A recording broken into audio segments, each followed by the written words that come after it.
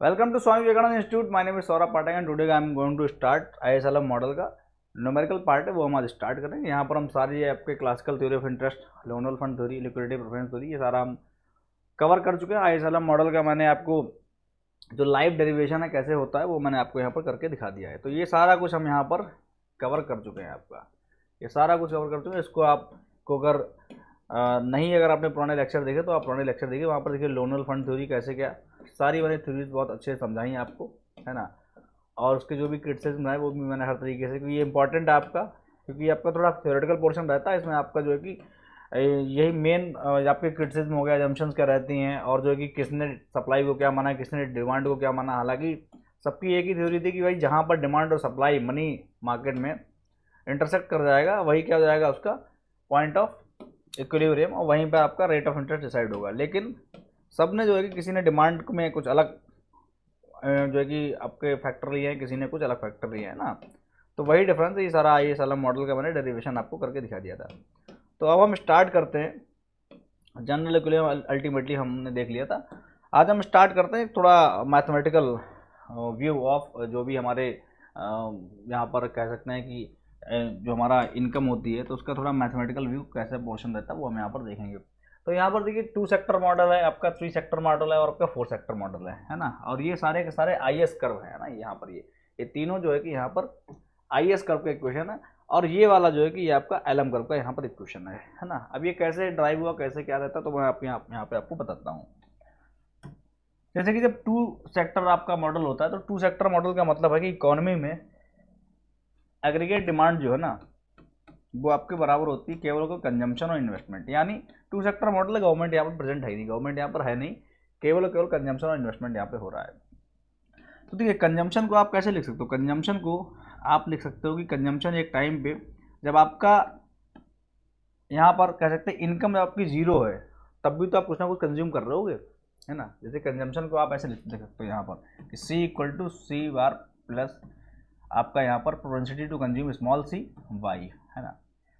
अभी C बार के यहाँ पर क्या काम है, सपोज ये इनकम आपकी जीरो, तो यानी ये पूरी टर्म जीरो हो जाएगी। यानी वहाँ पर ये हो जाएगा जो कि आप अपनी जीरो इनकम पर भी कुछ ना कुछ कंज्यूम कर रहे हो। देखो किसी व्यक्ति की इनकम जीरो हो, है ना, तो क्या वो कुछ ना कुछ तो कंज्यूम करता ही है ना। मान लो बच्चा है, वो कोई कुछ नहीं कमा रहा है तो कुछ ना कुछ तो खा रहा है, वो कंज्यूम कर रहा है ना। तो यानी कुछ ना कुछ व्यक्ति हमेशा कंज्यूम करता है।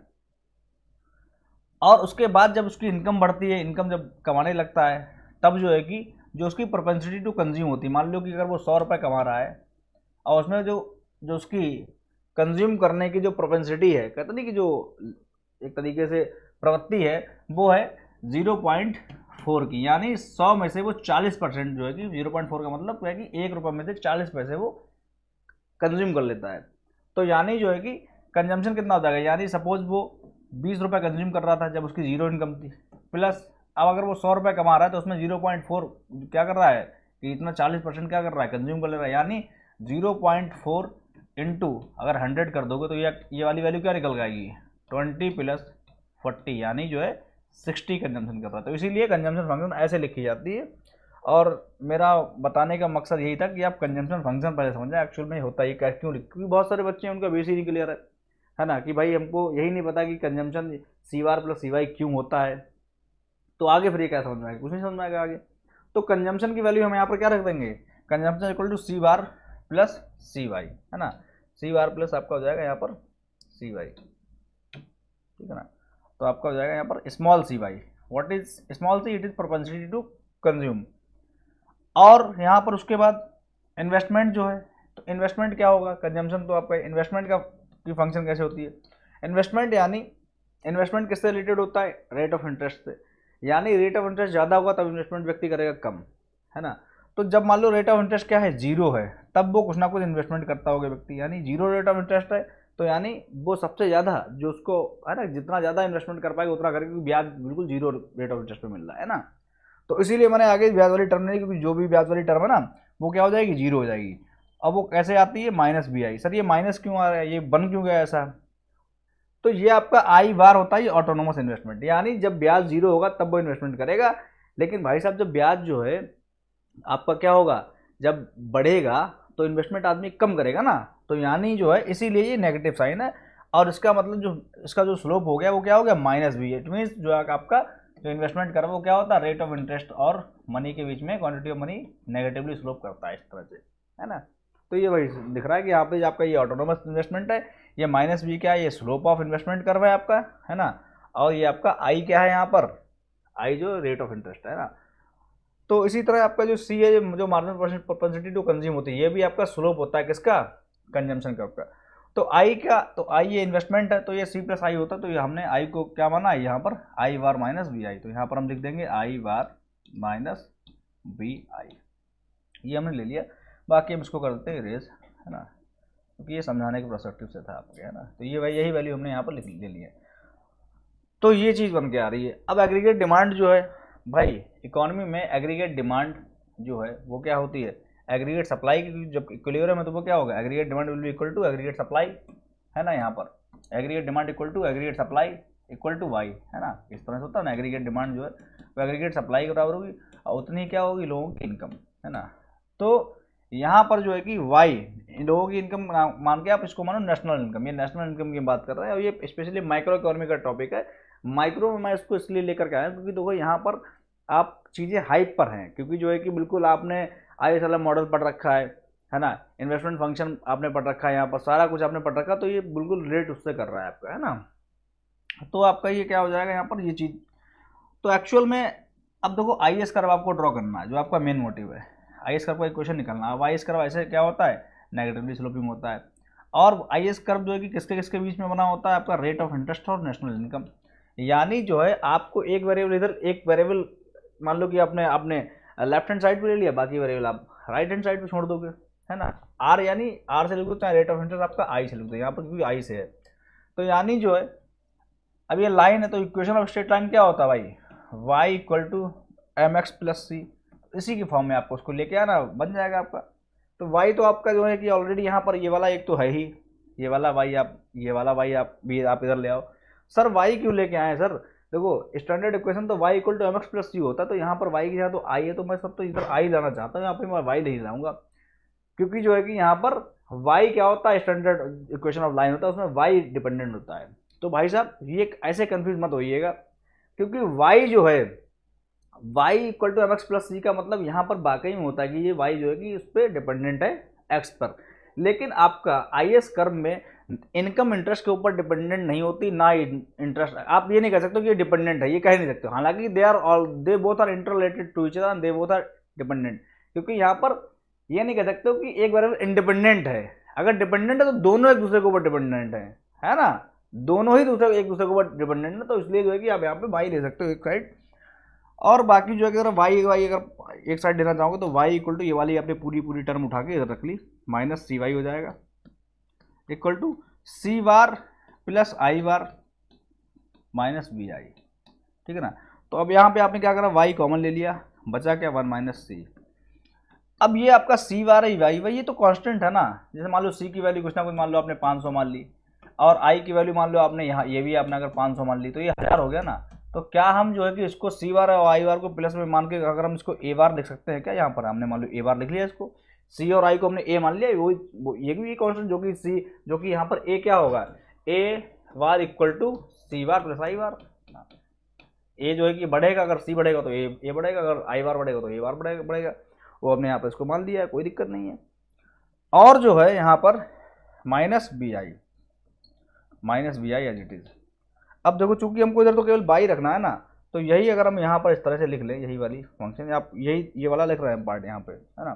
तो ये आपका हो जाएगा y, और ये वन माइनस सी है ना, ये इधर डिवाइड में आ जाएगा, y इक्वल टू ए बार, हट जाओ भाई साहब, अब आपका कोई काम नहीं यहाँ पर है, हटो थोड़ा बस। तो यहाँ पर जो है आपका यहाँ पर ऐसे हो जाएगा a bar upon one minus c और minus b upon one minus c i. ये आपका बन गया स्टैंडर्ड, ये आपका हो गया इक्वेशन ऑफ IS कर्व का ये इक्वेशन हो गया है। तो अब भाई साहब देखिए यहाँ पर ये किसकी फॉर्म में आ गया है, ये उसी के फॉर्म में आ गया ना, y equal to m x plus c. अब यहाँ पर x कौन सा, एम एक्स की टर्म कौन सी, ये वाली कौन सी वाली टर्म है, क्योंकि जो है कि ये किसके किसके बीच में बना है, यहाँ पर आई और इनकम के बीच में बना होता है IS कर्व। तो आई यहाँ पर कौन सा वाला, तो ये है आई, यानी जो है कि ये दूसरा फैक्टर ये है, यानी जो है कि ये वाला पोर्शन आपका क्या हो गया एम, और एम क्या होता है, स्लोप ऑफ जो लाइन, तो यानी it is the slope of I S curve, यानी ये प्रेडिक्ट कर रहा है slope of I S curve. अब बाकी भाई साहब ये सी क्या होता है, कोई लाइन का इक्वेशन होता है तो सी क्या होता है, सी होता है vertical intercept on Y axis. तो यानी जो है ये वाला पोर्शन क्या हो जाएगा, वर्टिकल इंटरसेप्ट। सर ये दिखाओ तो कैसे क्या होता है, तो मैं यहाँ पे आपको दिखा के बताता हूँ कैसे आपका कौन सा वर्टिकल इंटरसेप्ट की बात करता हूँ। अगर मैं यहाँ पर आई एस कर्व ड्रॉ कर लेता हूँ इस तरह से, अगर मैं आई एस कर्व ड्रॉ कर लेता हूँ यहाँ पर इस तरह से, है ना, ये आपकी इनकम है और ये आपका क्या है यहाँ पर आई है इस तरह से। तो वर्टिकल इंटरसेप्ट मतलब जो है कि ये जो है आई एस कर्व यहाँ से आ रहा है और ये जो है कि यहाँ से लेकर ये वाला जो डिस्टेंस पूरा हो गया है, ये जो है कि आपका होता है सी। तो यहाँ पर जो भी कांस्टेंट वैल्यू होगी, तो यहाँ पर कांस्टेंट देखो ये है आपका यहाँ पर ये चीज़, है ना, यानी जो है कि ये यहाँ पर जो है कि ये आपका सी है, मतलब 1a-1 minus marginal propensity to consume, है ना। तो जब ये बात, अब क्वेश्चन क्या आता है एग्जाम में, क्वेश्चन क्या आता है कि भाई साहब आई एस कर्व आपका जो है कि राइट वर्ड कब शिफ्ट करेगा, आई एस कर्व आपका जो है कि लेफ्ट वर्ड कब शिफ्ट करेगा, है ना। तो ये सब चीज़ें मैं आपको शायद पिछले वाले लेक्चर में मैंने आपको बताया है, शॉर्ट में तुरंत थोड़ा मैंने बता दिया था। तो देखो यानी अगर राइट में शिफ्ट करेगा इसका मतलब ये ना, इसका जो है कि क्या बढ़ रहा है, ये यहाँ पर ये क्या बढ़ रहा है, इसका जो इंटरसेप्ट है वाई एक्सिस पे ये बढ़ रहा है, मान लो एक्स एक्सिस पे चली जाएगी ना ऊपर ये। तो यानी जो है पहले इंटरसेप्ट इतना था, I am changing the colour, green colour I am taking, follow the green colour. तो यहाँ पे पहले इंटरसेप्ट इतना था, लेकिन अब इंटरसेप्ट इतना तो है ही प्लस इतना बढ़ गया, यानी जो है इंटरसेप्ट बढ़ेगा तब जब आई S curve right word shift करेगा, या आई एस कर्व जो है कि राइट वर्ड तभी शिफ्ट करेगा जब उसका इंटरसेप्ट बढ़ जाएगा।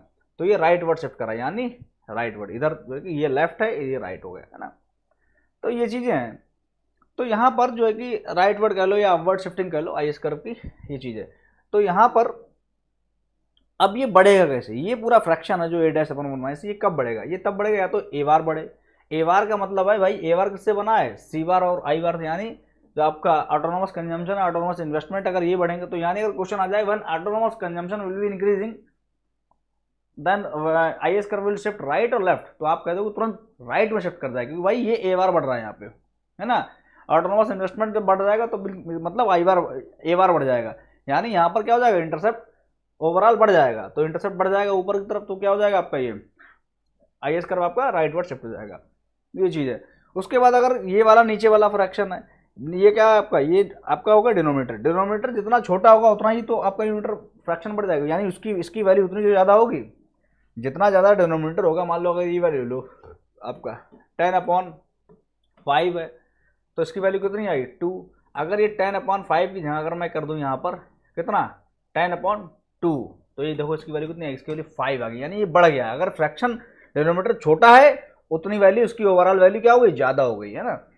तो यानी मुझको ये छोटा करना है तब ये राइट वर्ड शिफ्ट करेगा। अदर तो छोटा कब होगा, यानी जब सी की वैल्यू ज़्यादा होगी, जब सी की वैल्यू ज़्यादा होगी, यानी सी की वैल्यू तो आपको पता है सी की वैल्यू जीरो से लेके जीरो मार्जिन जीरो से लेके आपकी कितनी हो सकती है, जीरो से लेके आपकी सी की वैल्यू 1 तक हो सकती है ना।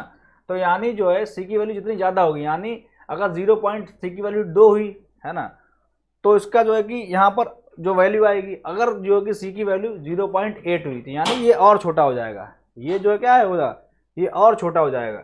ये अगर और छोटा हो जाएगा तो भाई क्या होगा, फिर ए बार जो है वो आपका और बड़ा होगा। यानी अगर मार्जिनल प्रोपेंसिटी टू कंज्यूम ज़्यादा है तो जो है कि आई एस कर्व क्या करेगा, राइट वर्ड शिफ्ट करेगा।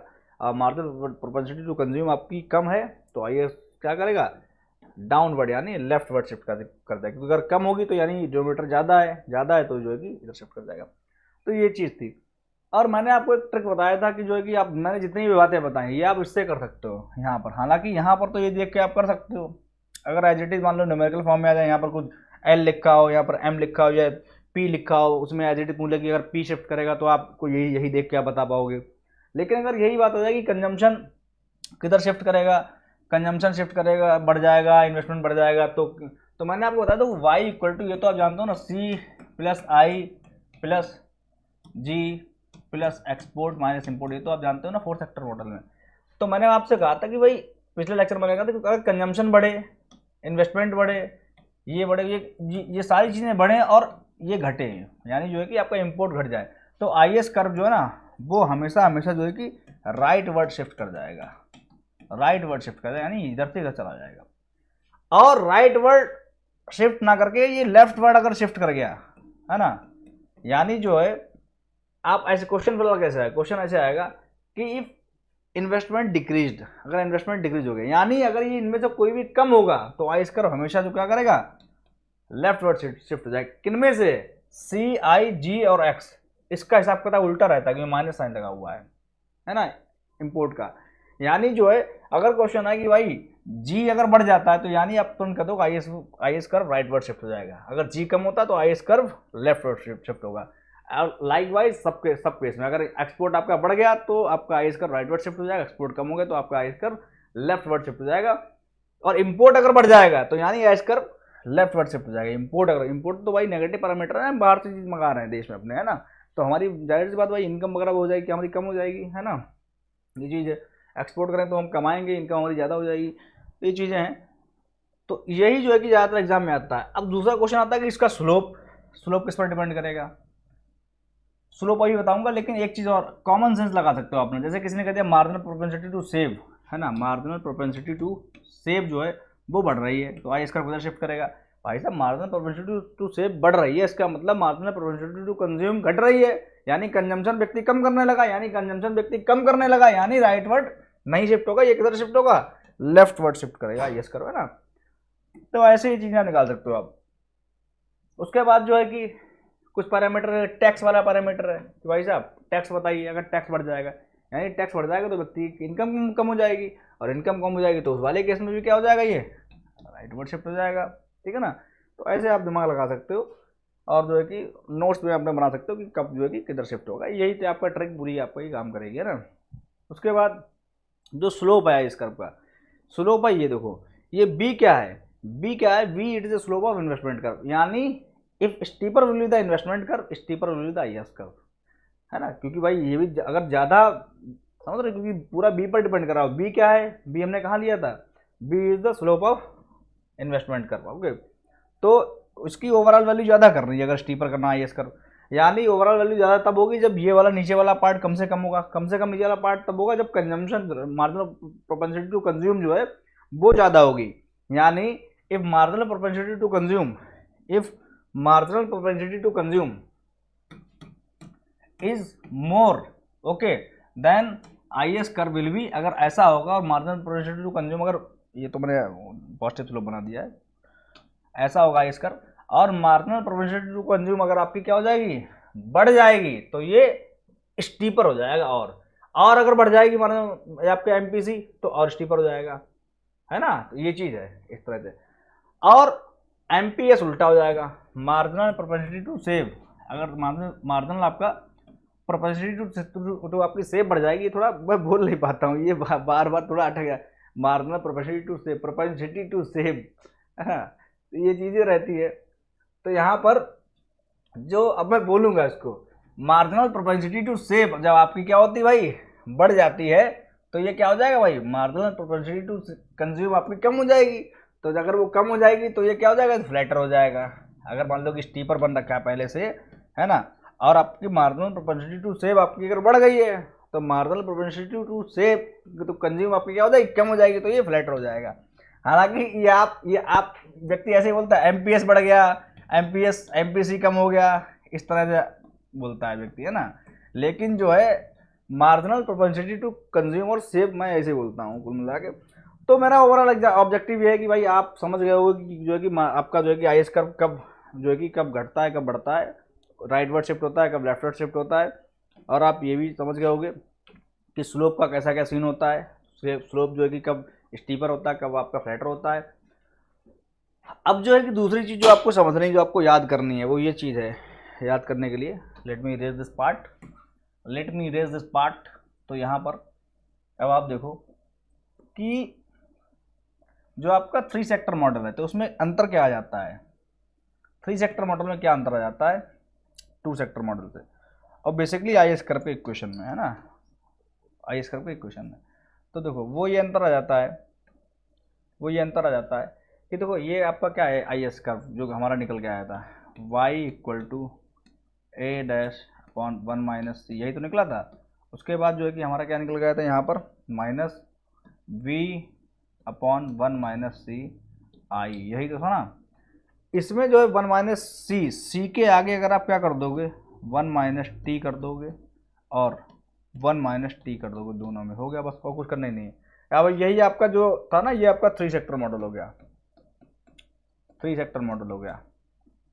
और यही अगर आपने इसमें क्या कर दिया, अगर यही इसमें भी अगर आपने जो डिनोमिनेटर है इसमें अगर आपने क्या कर दिया -m कर दिया, -m इधर भी कर दिया आपने डिनोमिनेटर में और -m इधर भी कर दिया, तो यही आपका क्या बन जाएगा 4 सेक्टर मॉडल।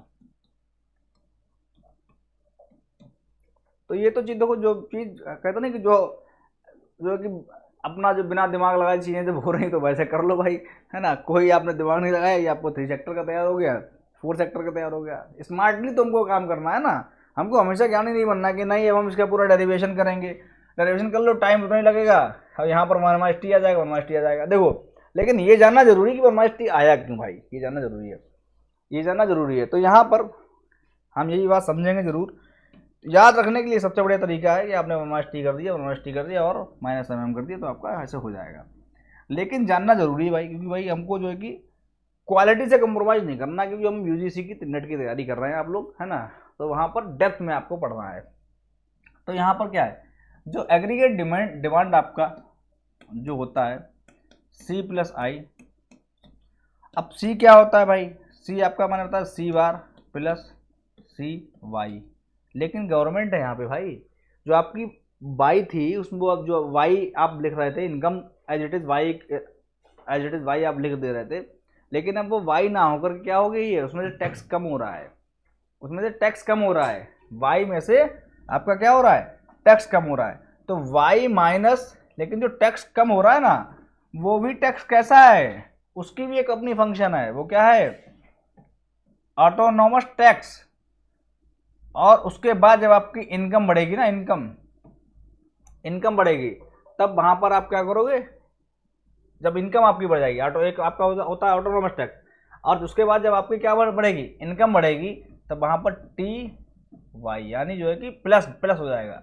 और टैक्स ये आपका क्या है, जो टैक्स लग रहा है ना, जो स्लोप आफ्टर टैक्स कर्व होगा जो भी है, और वाई यहाँ पर, ठीक है ना। यानी जो है कि ये टैक्स आप कह सकते हो, जो टी का मतलब होगा कि आपकी इनकम पे कितना प्रोपोर्शनेट टैक्स आपको कितना लग रहा है ना, तो ये चीज़ है।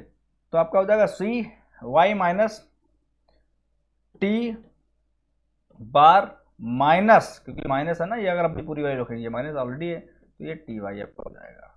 यहाँ पर ऐसे आपका हो जाएगा, यहाँ पर ये चीज़ इस तरह से आपकी हो जाएगी। देखो यहाँ पर तो ये C बार प्लस इस तरह से Y माइनस TA प्लस, यहाँ पर 1 मिनट वेट अ मिनट, यहाँ पर क्या हुआ है, क्योंकि जो है कि जो टैक्स है उसको एलेबोरेट कर दिया गया है, और उसके बाद जो है कि प्लस TR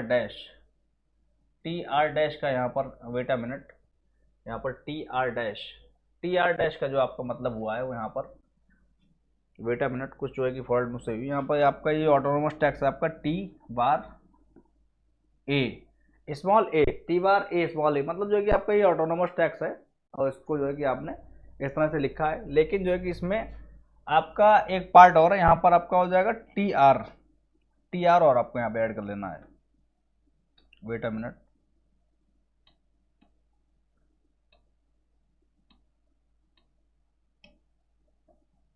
हाँ यहाँ पर जो है कि आपका हो जाएगा TA बार है ना, प्लस आपका हो जाएगा क्या हो जाएगा TY, और प्लस आपको यहाँ पे माइनस, आप वेट अ मिनट, यहाँ पे माइनस कर रखा था ना मैंने थोड़ा, यहाँ पर ये माइनस कर रखा था, प्लीज वेट, यहाँ पर मैंने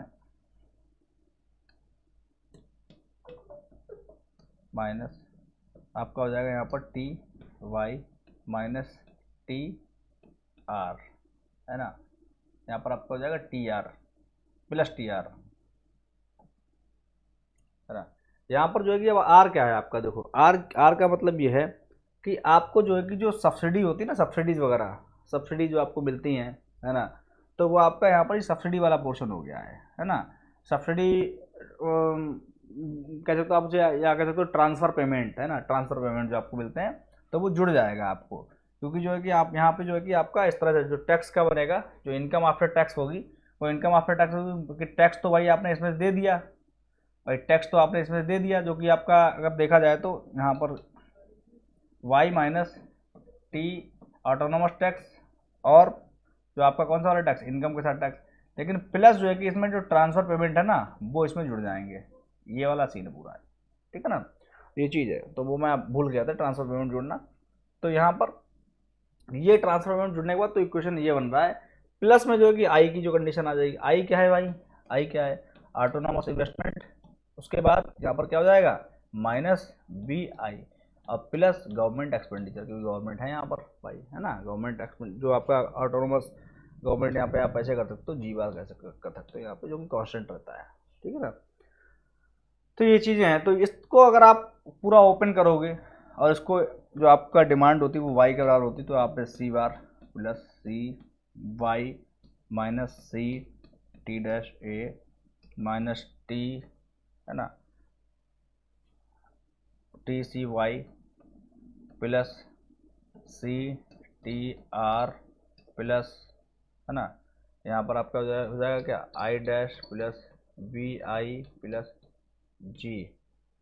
यहाँ पर जब आप इसको ऐसे करोगे ना तो यहाँ पर इस तरह के पूरा पूरा ये पूरा खुल के देखो, यहाँ पर ऐसा आ गया है, ठीक है ना, वही पूरी कंडीशन वही आपके यहाँ पर लिखी हुई है।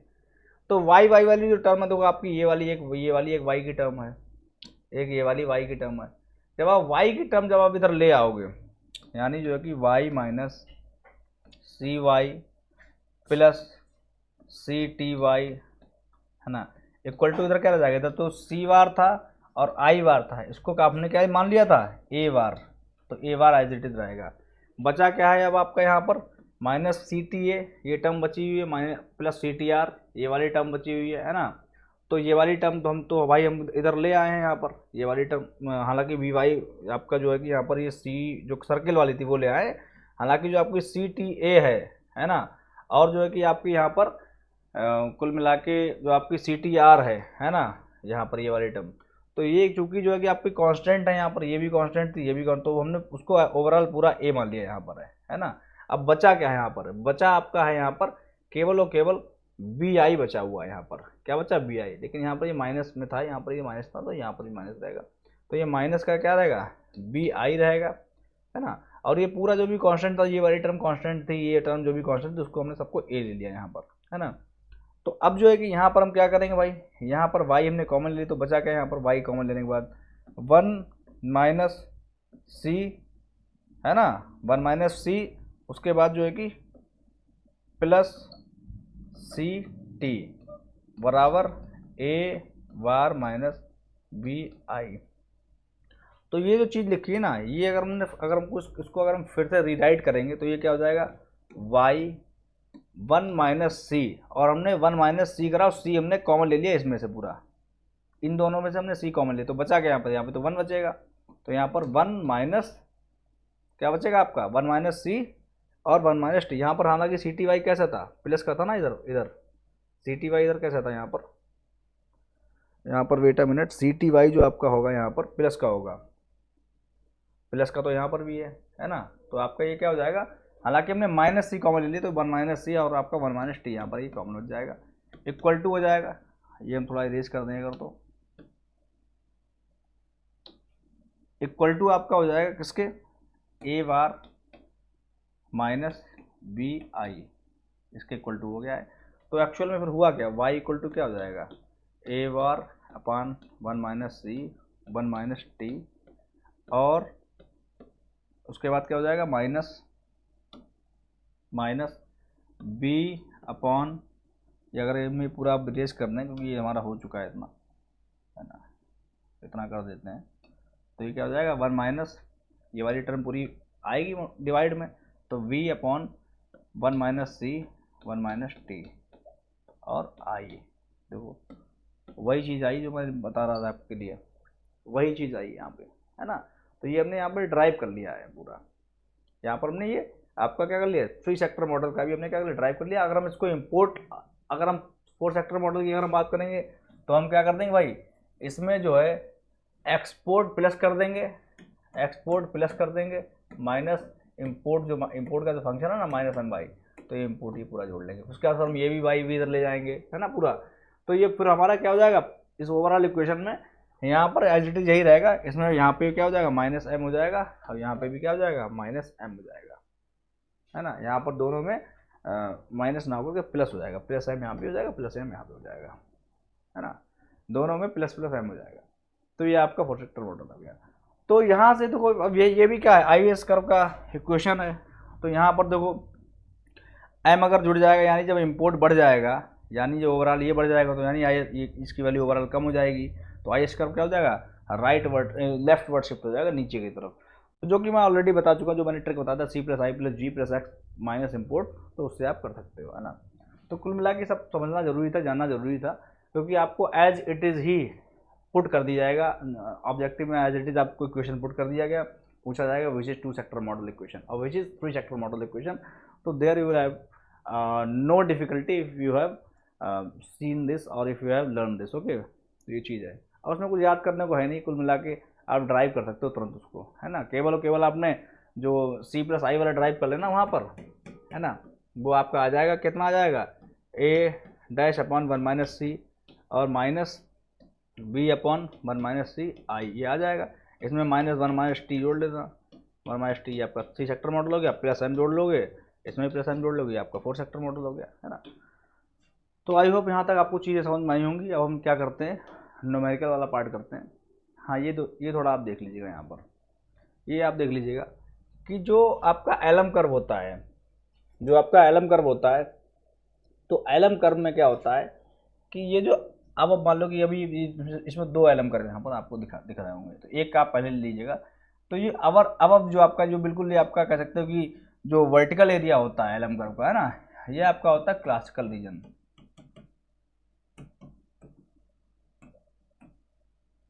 ये वाला जो एरिया होता है ये वाला, ये होता है आपका कौन सा किन्सन रीजन, किन्सन रीजन। और चूंकि इट इज किन्सन रीजन, तो यहाँ पर ये कौन सा रीजन है, ये शॉर्ट रन रीजन है, और ये आपका क्लासिकल में आप ये कौन सा रीजन है, लॉन्ग रन। यहाँ पर लॉन्ग रन की बात होती है ना। अब कीन्स ने हमेशा आप बताइएगा किसकी बात करी, फिस्कल पॉलिसी की बात करी, गवर्नमेंट को लाओ। जब आपका ग्रेट डिप्रेशन हो गया तो लॉर्ड कीन्स के पास लोग गए थे, तो कहा कि भैया क्या तरीका है, कैसे इकॉनमी में जो है कि डिप्रेशन से जो है कि फिर से लाइन पे आएगी। तो उन्होंने कहा कि तो गवर्नमेंट को आप लाओ, गवर्नमेंट जब लोगों की जेब में पैसा डालेगी तभी जो है कि लोग डिमांड करेंगे, तभी जो है कि इकॉनमी उभर पाएगी दोबारा। तो यानी इन्होंने हमेशा फिस्कल पॉलिसी की बात करी। तो इसीलिए जो आपका ये वाला जो क्वींस एरिया रीजन नहीं होता, जो भी यहाँ पर भी आपका आइस कर्व क्या होता है फ्लैटर होता है, तो ये इसमें यहाँ क्या होता है, ये क्या होता है आपका फिस्कल पॉलिसी इफेक्टिव होती है, effective highly fiscal policy effective, है ना। जैसे इधर जाता है वैसे ही तो यहाँ पे फिस्कल पॉलिसी थोड़ी लो इफेक्टिव होती है, फिर बहुत कम इफेक्टिव होती है, तो यहाँ पे नो फिस्कल पॉलिसी इफेक्टिव, है ना। और यहाँ पर क्लासिकल में कौन सी पॉलिसी इफेक्टिव होती है, यहाँ पर highly monetary policy effective, monetary policy effective होती है। यहाँ पर क्या होता है जो क्लासिकल रीजन, यहाँ पर मॉनेटरी पॉलिसी इफेक्टिव होती है, और यहाँ पर नो मॉनेटरी पॉलिसी इफेक्टिव। इस वाले रीजन में केन्स वाले में नो मॉनेटरी पॉलिसी इफेक्टिव होती है यहाँ पर, ठीक है ना। उसके बाद और क्या तरीका है यहाँ पर, और क्या नई चीज़ें यहाँ पे आप समझ रहे हो। देखो इस कर्व से देखो ये दिखाया गया है, इस कर्व से ये दिखाया गया है कि देखो यहाँ पर ये आई एस कर्व है ना। अगर एक और आई एस कर्व ड्रॉ कर दूँ तो यानी ये इक्विलिब्रियम बना, ये इक्विलिब्रियम बना। अब इनके बीच में देखो क्या है, केवल और केवल इनकम चेंज हो रही है, यानी केवल और केवल फिस्कल पॉलिसी यहाँ पे काम हो रही है। रेट ऑफ इंटरेस्ट है, रेट ऑफ इंटरेस्ट किसमें आता है, मॉनेटरी में आता है। मॉनेटरी पॉलिसी में भाई आरबीआई रेट ऑफ इंटरेस्ट बढ़ाती है, आरबीआई क्या मॉनेटरी पॉलिसी, है ना। तो यानी रेट ऑफ इंटरेस्ट देखो यहाँ पर भी वही यही है ना। इस वाले पॉइंट पे भी, इस वाले इक्विलिब्रियम पॉइंट पे भी रेट ऑफ इंटरेस्ट क्या है, ये है, और इस वाले इक्विलिब्रियम पॉइंट पे भी रेट ऑफ इंटरेस्ट यही है, लेकिन इनकम दोनों में अलग। यानी यहाँ पर क्या है, यहाँ पर आपकी फिस्कल पॉलिसी वर्किंग में। इस वाली कंडीशन में मान लो ये आपका ये आई एस कर्व है ना, तो एक आपका ये इक्विलिब्रियम पॉइंट, एक इक्विलिब्रियम पॉइंट, है ना। तो यहाँ पर क्या है, देखो यहाँ पर इस वाले केस में मान लो कि अभी एक ही आई एस कर्व रखे ना, दो पे हम यहाँ पर दो हम एल एम कर्व क्यों ले रहे हैं। यहाँ पे देखो ये वाला हमने ड्रॉ करा, फिर से कर लेते हैं, ऐसे करो, क्योंकि अभी हमको दो आई एस जो है कि कर्व लेकर ही चलना है। अभी भाई ये वाला है ना कर्व, आई एस वाला है, एल एम वाला। IAS वाला ये है, एक हम और ड्रॉ करेंगे, तो यानी हमारे कितने पॉइंट होगा यहाँ पर, 2 पॉइंट होगा। देखो ये वाला, ये एक इक्वल पॉइंट, एक दूसरा इक्वल पॉइंट, ये वाला हो गया है। तो देखो रेट ऑफ इंटरेस्ट तो अलग अलग है, इनकम देखो एक ही है, इस वाले पॉइंट की भी एक इनकम है, उस वाले जो है कि इक्विलिब्रियम की भी यही इनकम है। यानी जो इनकम किसका पार्ट होता है, फिस्कल पॉलिसी का। भाई गवर्नमेंट टैक्स वैक्स लगा देती है, लोगों की इनकम बढ़ा देती है, फिस्कल है ना। Rate of interest monetary policy है। तो मॉनेटरी पॉलिसी देखो यहाँ पर, तो क्या रेट ऑफ इंटरेस्ट दो घट बढ़ रहा है, यानी मॉनेटरी पॉलिसी हाईली इफेक्टिव और फिस्कल पॉलिसी नो इफेक्टिव। बीच में क्या है, थोड़ा बहुत मान लो कि अगर दो आपने ड्रॉ कर दी तो यहाँ पर थोड़ा ये रेट ऑफ इंटरेस्ट भी गड़बड़ जाएगा और इनकम भी गड़बड़ रही है यहाँ पे, है ना। ये चीज़ है, बीच वाला एरिया आपको मॉनेटरिस्ट का एरिया होता है, इंटरमीडिएट रेंज होती है, ये आपकी क्लासिकल रेंज होती है और ये आपकी कीनसन रेंज होती है। आई होप यहाँ पर चीज़ें आपको क्लियर होंगी, है ना। उसके बाद जो है कि वही मैंने आपको यहाँ पर बताया मॉनेटरी एक्सपेंशन कैसे होता है। इस तरह से आपका मॉनेटरी एक्सपेंशन, आपके अगर ILM कर्व या आपका IS कर्व है, आपके ILM कर्व अगर आपके 2 ड्रॉ कर दिए गए, है ना, तो यहाँ पर आपका क्या हो रहा है, ये मॉनेटरी एक्सपेंशन हो रहा है कि आपका ILM कर्व किसकी बात कर रहा है, मॉनेटरी की बात करता है ना।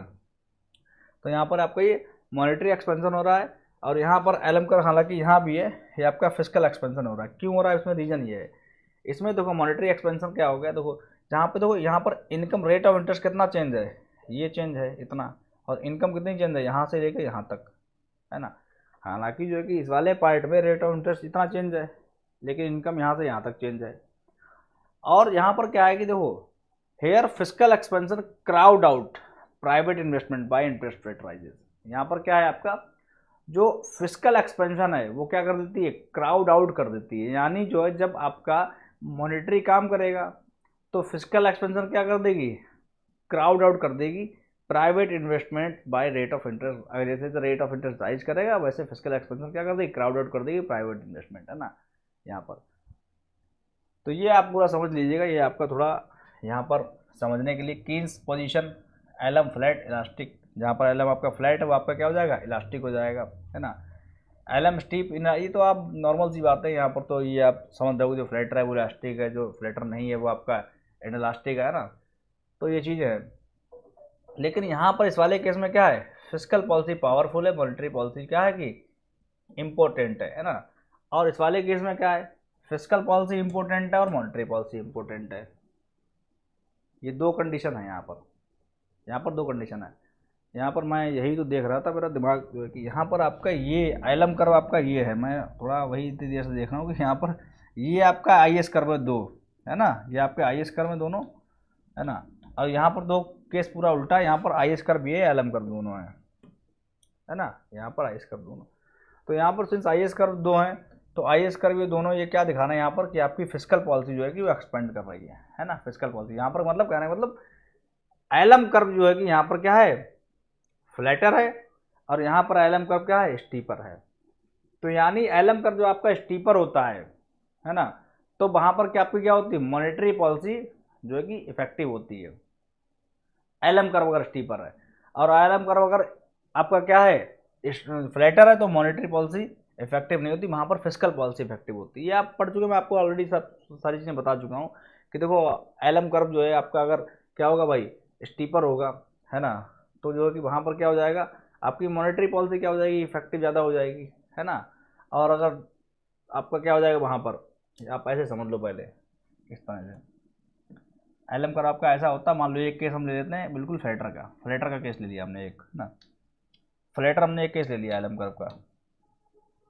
फ्लैटर का मतलब मान लो पहले एक रेट ऑफ इंटरेस्ट मान लो ये था R1, एक रेट ऑफ इंटरेस्ट मान लो ये है R2, यानी ये जाएगा यहाँ पर बनाएगा पॉइंट, ये जाएगा यहाँ पर पॉइंट बनाएगा, यानी यहाँ पर ये इनकम में दो इतना, यानी जो है अब आप बताओ R केवल इतना ही है, यानी मॉनेटरी पॉलिसी कम काम कर रही है, यानी रेट ऑफ इंटरेस्ट कम बढ़ा और इनकम ज़्यादा बढ़ रही है, देखो ये है ना, समझ लो। और एक हम लेंगे स्टीपर वाला केस, ऐसा ले लेंगे हम ऐसा। अब आपने क्या करा, एक जो है कि R ले लिया आपने ये, दूसरा आपने R लिया ये, और यहाँ पर इनकम ये बन गई और इनकम ये बन गई, यानी जो है अब देखो ये इतनी सी इनकम बढ़ रही है, यानी जो है, और रेट ऑफ इंटरेस्ट तो इतना है, यानी जब कर्व आपका ILM का जो आपका स्टीपर होता है तब क्या होती है, मॉनेटरी पॉलिसी हाईली इफेक्टिव होती है। तो यही तो है, देखो यहाँ पर तो ILM कर्व क्या है दोनों केस में, यहाँ पर ILM कर्व क्या है, देखो स्टीपर है है ना। और यहाँ पर क्या है, लेटा हुआ है, वहाँ पर खड़ा हुआ है। यहाँ पर मॉनेटरी एक्सपेंशन हो रहा है, यहाँ पर क्या हो रहा है, फिस्कल एक्सपेंशन हो रहा है, ठीक है ना। और आईएस कर्व में इसका उल्टा, आईएस अगर आपका स्टीपर होगा, आईएस स्टीपर होगा तो फिस्कल पॉलिसी क्या होगी, फिस्कल पॉलिसी आपकी क्या होंगी, जैसे कि आपका एलएम कर्व स्टीपर है तो उसकी मॉनेटरी पॉलिसी काम करती है। आईएस कर्व अगर स्टीपर है तो उसकी वहाँ पर क्या होगी, उसकी वहाँ पर फिस्कल पॉलिसी काम करेगी। तो यहाँ पर क्या है, आईएस आपका स्टीपर कहाँ देखो, यहाँ आपके आईएस तो स्टीपर यहाँ पे है आईएस, यहाँ पे तो फिस्कल पॉलिसी काम कर रही है। यहाँ पे आईएस स्टीपर नहीं है तो वहाँ पे मॉनेटरी पॉलिसी काम कर रही है, हाईली इफेक्टिव मॉनेटरी पॉलिसी है ना। तो ये चीज़ें हैं। अब जो है कि आपका इक्वेशन आपके न्यूमेरिकल्स आ गए हैं, मैं देख लेता हूँ कितना टाइम हो गया। न्यूमेरिकल्स करते हैं नेक्स्ट क्लास में, क्योंकि ऑलरेडी यहाँ पर 40 मिनट्स हो गए हैं। न्यूमेरिकल्स का जो भी पार्ट है वो हम नेक्स्ट अपने जो है कि उसमें करेंगे क्लास में। तब तक के लिए थैंक यू सो मच। अभी आप ये न्यूमेरिकल जो मैंने दिया है ये आप घर से करके लाइएगा। नेक्स्ट क्लास में जो है कि हम इसको डिस्कस करेंगे। यहाँ पर जो है कि आपको आपको यहाँ पर जो है कि निकालना है इक्विलिब्रियम, जो आपका determine the equilibrium Y and I, वो आपको जो है कि इक्विलिब्रियम यहाँ पर डिटरमाइन करना है। दूसरा वाला जो है आपका प्रीवियस ईयर क्वेश्चन है 2017 का है, तो यहाँ पर कंजम्पशन और जो है कि इन्वेस्टमेंट के फंक्शन दे रखी है, आपको जो है कि आई एस कर्व का इक्वेशन बनाना है। ये वाला यहाँ पर आपको मैच द फॉलोइंग करना है ये, तो ये आपको होमवर्क है, आपको घर से करके जाना है। और नेक्स्ट क्लास में जो है कि हम इसमें यहाँ पर मैं सारा जो है कि बताऊँगा, समझाऊँगा कैसे क्या होता है, इसका क्या क्या आंसर आएगा, ठीक है ना। मिलते हैं नेक्स्ट क्लास में, तब तक के लिए अपना ध्यान रखिएगा। Take care so much. और जो है कि अपनी कीप ऑन प्रैक्टिसिंग, जो है कि एग्ज़ाम आपका जून में है तो प्रैक्टिस करते रहिएगा। मिलते हैं नेक्स्ट क्लास में, तब तक के लिए जय हिंद, जय Bharat, take care, bye bye.